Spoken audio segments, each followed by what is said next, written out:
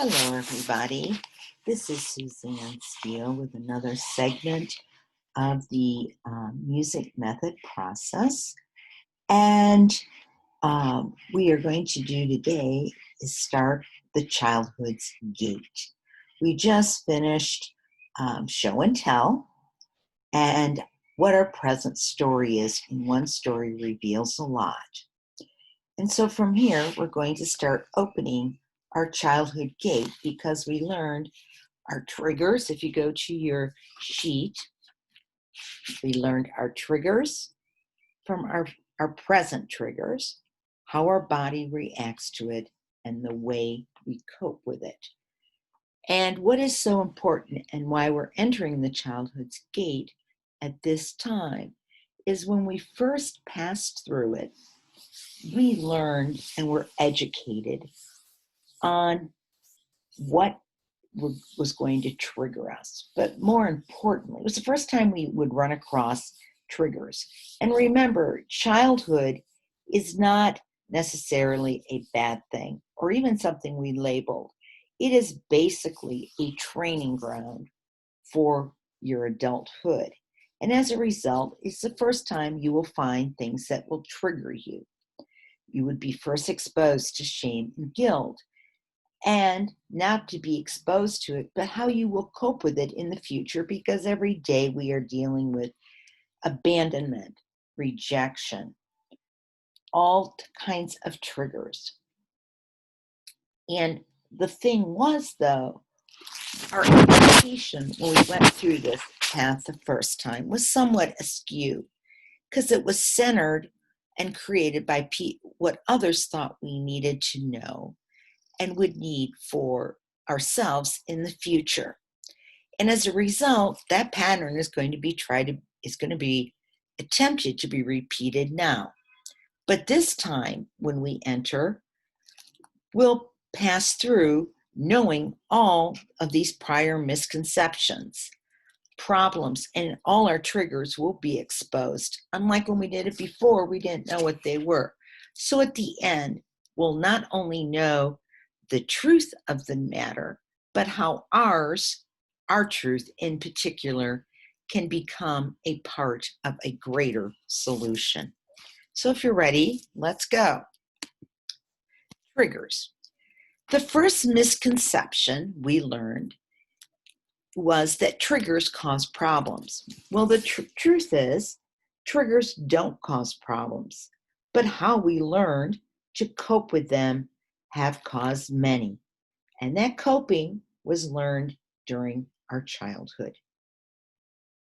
And as you remember, as I showed you, the previous section exposed all our triggers. And here's mine. If you want, pull yours out that we did and review them. Like first time I saw embarrassment was when I was a child. And my body's reaction, I learned in my present story, is an action and sensation is my cheeks red and I lower my head. And the way I learned to cope with it is to hide it, conceal it. And then you'll look at other, let's say, go down to distant. My body turns rigid, I armor up. Or we go down to the very bottom, I'm alone, or I feel I'm alone, or am. That triggers. Everything works fine in my body and mind, but the way I cope is I can run away. So do you see that our coping skills for triggers come in one of three packages, or all three, which I'll explain later. And that's fight, flight, or freeze.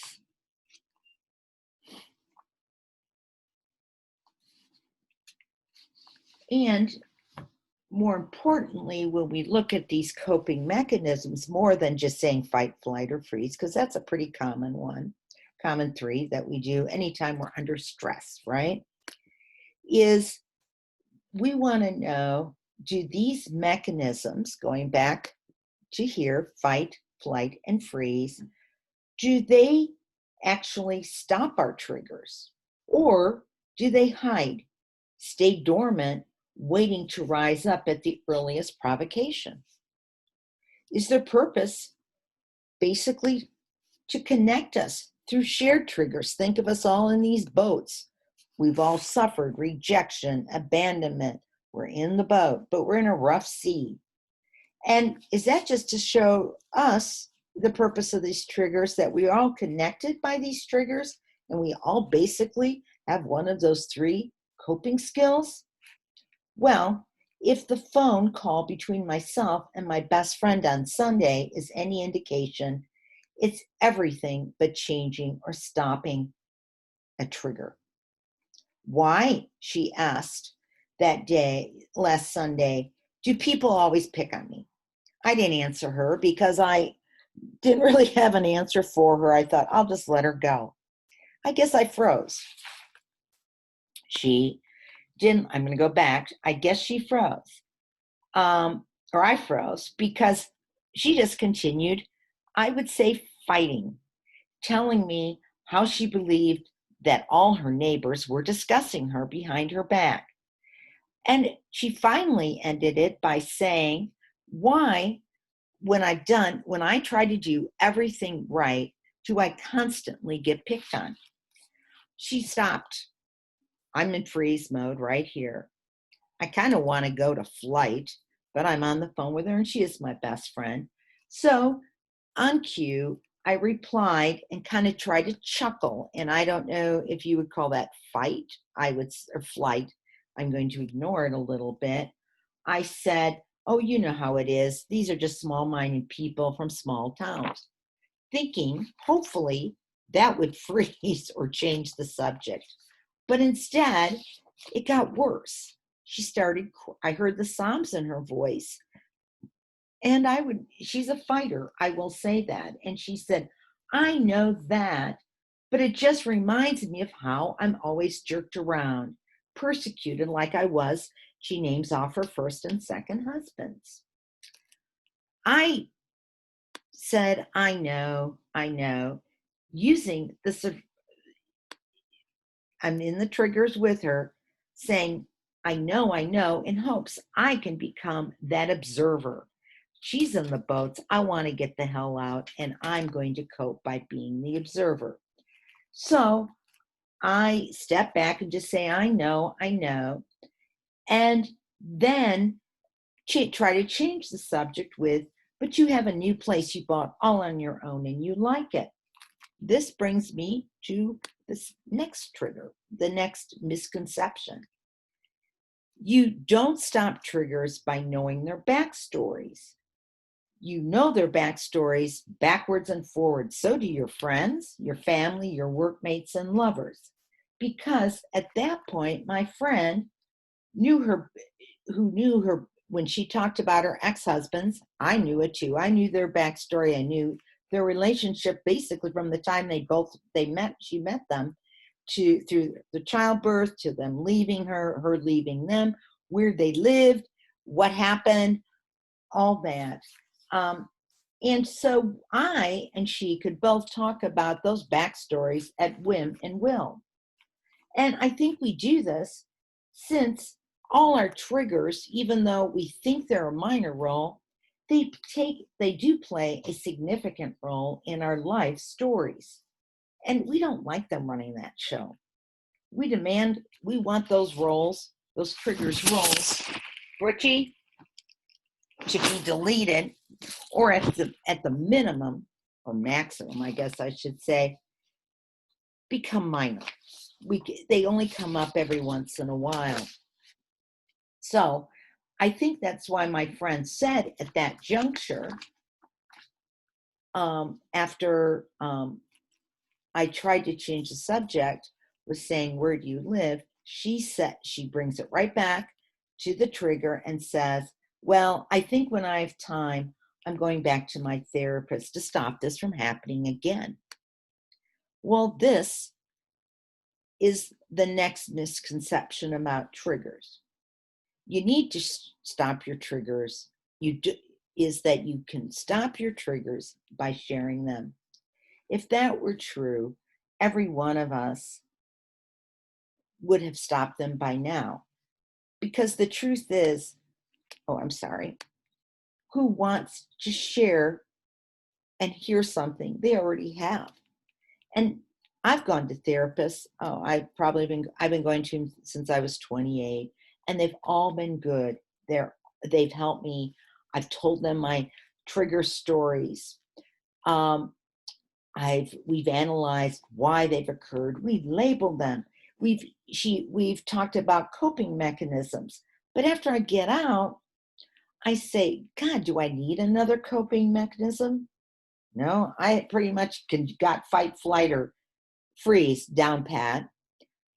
I don't really need to have another label because, as you can see from my sheet, I have plenty of triggers and can label them. And I keep returning to the therapist's office. So, no, I'm not stopping them by sharing them. So, this comes to the final piece, or one of the final truths. You can't stop triggers, but you can stop them from blocking your path. In other words, I have a cousin. She wanted to move, and I was buying a house where I was living. And she said, "Well, let me go in with you." And I said, "Well, sure." And she had told me she was retiring. She wanted to start a new chapter.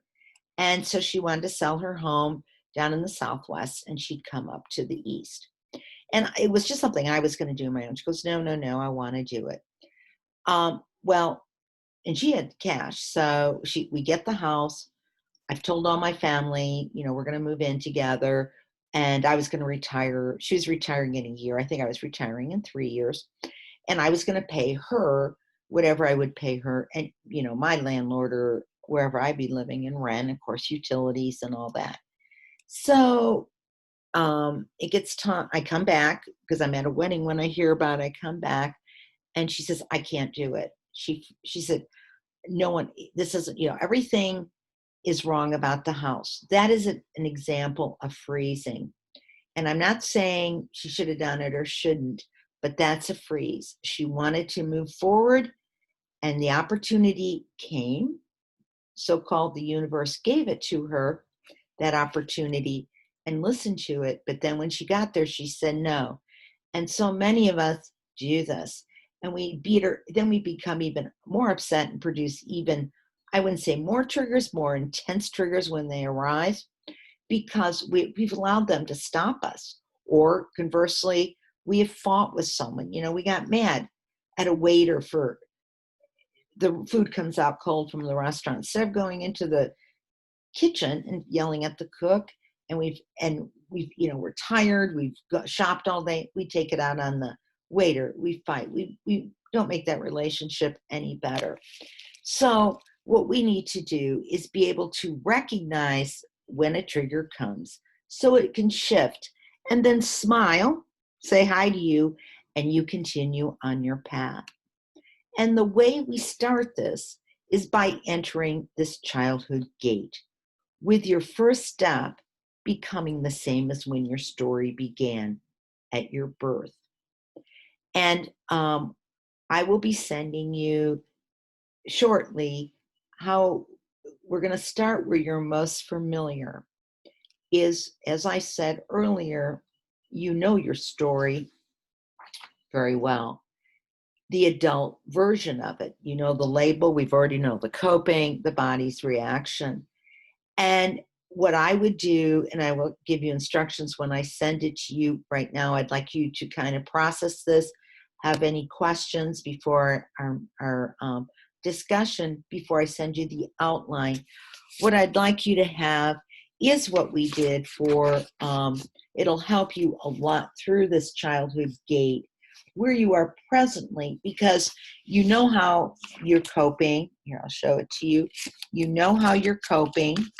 You know your triggers right now, and you know how your body's reacting to those triggers, because what you've done as a child to get through that path of childhood, you originally, the body reacted, and you didn't like that reaction. It hurt. You didn't want to feel, you didn't know the word for, "Oh, I'm being embarrassed or I am insignificant or jealous. You didn't know that. You just knew these body sensations. You didn't like those body sensations. So you repressed them. And to repress them, you did a coping mechanism. You swaggered. You acted out, whatever it would be. That was so you didn't have to feel this. So what we're going to start with next week or our next meeting, I would like you to process this a little, and I'm sure you'll have questions. It's just the intro, is to start as an adult defining or outlining that story, and I will send that to you. But for right now, I just wanted to give you an intro.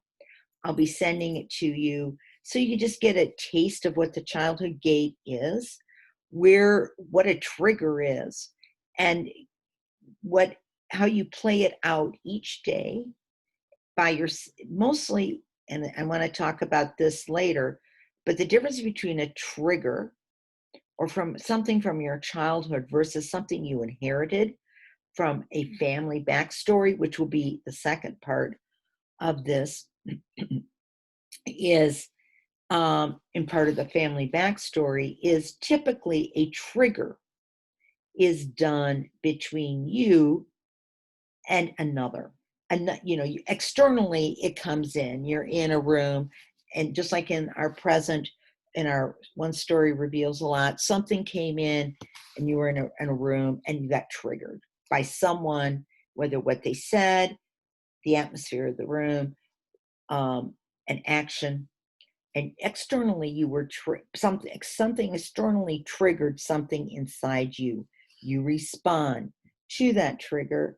As a result, that trigger causes you to cope, do whatever. That person reads it, says, oh, that's offending me, or I remember when this happened, when it, just like my friend, I remember when this happened before, da da da da. Okay, the story, we start.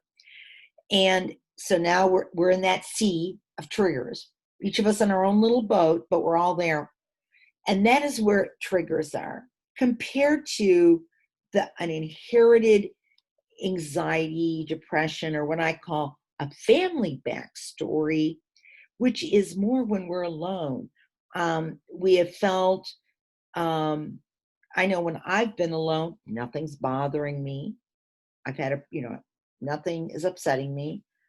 And all of a sudden, a deep depression or sadness will come over me, or I'll get anxious and I'll think, what's this about? I have nothing to be sad or anxious about. We'll talk about that later, but that's not a trigger. So look at your list that we made up for our present. And if you see anything like me, I'm looking on mine, I see anxiety. I'm going to not really address that right now, because that is something it's an internal.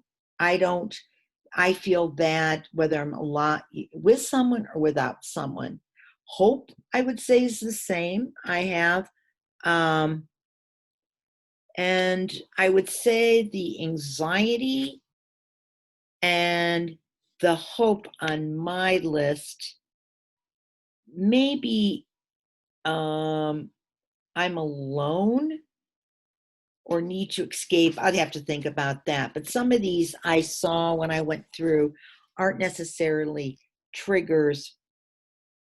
They are part of a family backstory. They are inherited coping, I guess, for lack of a better word, but we'll get there. But right now I wanted to kind of explain to you that a trigger is usually brought upon by an external happening rather than a family backstory trigger, or should I say trauma.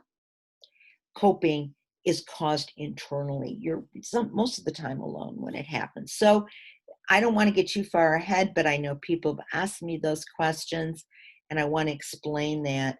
The other thing I want to explain is what makes going through the music method childhood gate much different than other programs trying to bring you back into your childhood, is that we recognize, or the process method recognizes, that as an adult, you're not going to need much time to recreate this outline or story.